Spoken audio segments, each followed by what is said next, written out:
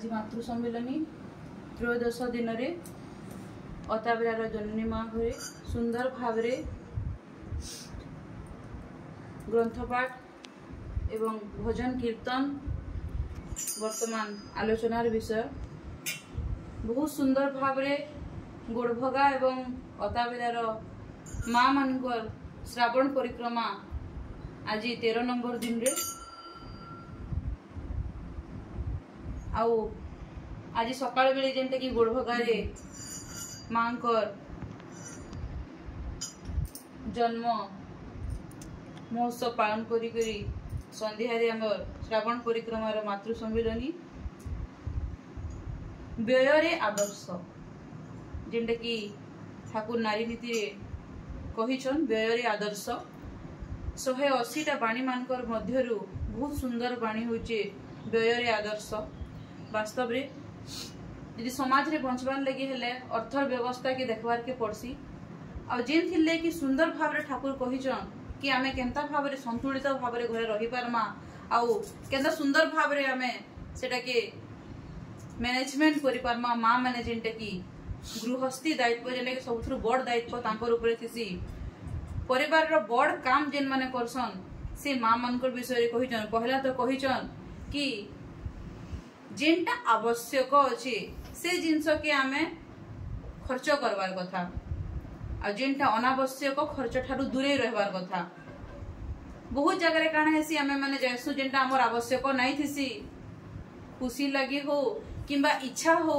आमे से जिंस के क्रय कर देसु जिन थिले कि परवर्ती समय रे हमकु माने बहुत किछ असुविधार सम्मुखीन हेबार के पड़सी तो सेथिले ठाकुर कहिजन कि आवश्यक नथिबा जिंस ठारू खर्च करबाटानु दूरे रहू तत्पश्चात पुणी कहिचन से कि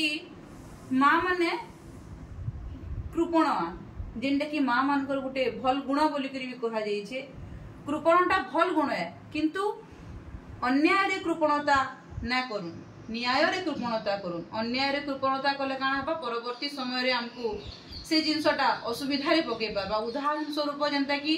घरे छुआ माने हमर यदि जिद्दी करसन केनसी जिंस घिनबार लगी खेलना हो कि आउ किछि जिंस हो आमे से जगह रे मना करसु कृपणता करसु सेटा न्याय रे कृपणता करसु के कि सेटा हमर आवश्यक नै थे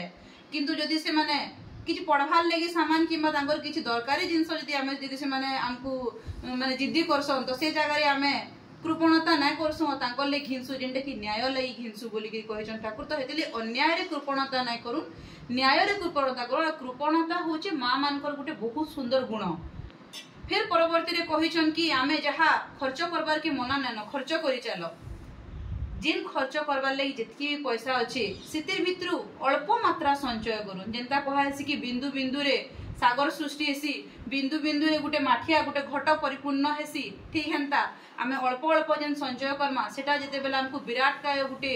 माने हमकु सहाय्य करबा समय अति मूल्यवान केते बेले किन समय आसी सेटा हमें जानि ना पारु जेंता दिन पर राति राति पर दिन आसुथि ठीक हेंता परिवार रे जते बेला हमर ससुर किंबा हमर स्वामींकर असुविधा थिबा तांकर माने तंटी चिपी बोली के से गुटे कहिचन जेंता कि हमर परिवार गुटे असुविधा रे सम्मुखीन करथबा आ से समय रे आमे से जन संचय करिथिबार धन किंबा संचय करिथिबार अर्थ कृपणतारु संचय करिथिबार अर्थ जते बेले आमे माने हमर मुक्त हस्त रे जते बेले आमे हमर परिवार रे सहाय्य करसु सेते बेले जन खुशी और आनंदटा मिलसी सेटा संसार रे अद्वितीय सेटा केनसी जगह रे ना मिले बोले ठाकुर कहिचन तो केते सुंदर भाव रे बुझैछन कि गुटे परिवार केनता सरस सुंदर हेबा गुटे मां रो कर्तव्य काना है गुटे मां केनता हिसाब रे सरस सुंदर करके तार परिवार के समन्वय संतुलित करि पारबा मां चाहेले गुटे परिवार के शृंखलित करि सुंदर भाव रे से परिवार के चले पारबा जदि से संचय करबाटा सिखि देबा जेंटा कि नारी नीति रो हमकु शिक्षा लाभ मिलसी तो जेन ठाकुर कहितन कि से अल्प अल्प कर संचय करथबो जेन परवर्ती समय रे परिवार रे किसी भी असुविधा समय रे सेटा हमकु सहाय्य करबा जदि हमें तांकर हिसाब रे चलमा तो हमकु परिवार रे हमर किसी समय रे असुविधा ना हुए आ सुरुखुरु भाव रे हमर से असुविधा टाइम भी पले जिबा बोली कि से कहिचन जेंटा कि हमें मानि पारबार कथा सब मां माने एडे कि मानबार आवश्यकता रही छे से सब बेले कहउतिले कि मुई जदी झिया हिकरी जन्म हेती बेला लक्ष्मी मां हिकरी जन्म ग्रहण करती बोली करी करथिती बोली करी सब बेले कहउतिले तो लक्ष्मी मांकर आचार व्यवहार जहाँ आम ठाकुर संगे भी से ठाकुर भी से सब आचार व्यवहार करुछन बोली से सुंदर भाव रे हमको नारी नीति ग्रंथ दिले जेंटा कि पढ़ले गोटे परिवार गोटे नारी बहुत श्रृंखलित हवा संगे संगे तार बहुत सुंदर परिवार गढ़ी उठवा एतिकी कहि करी मुई समस्त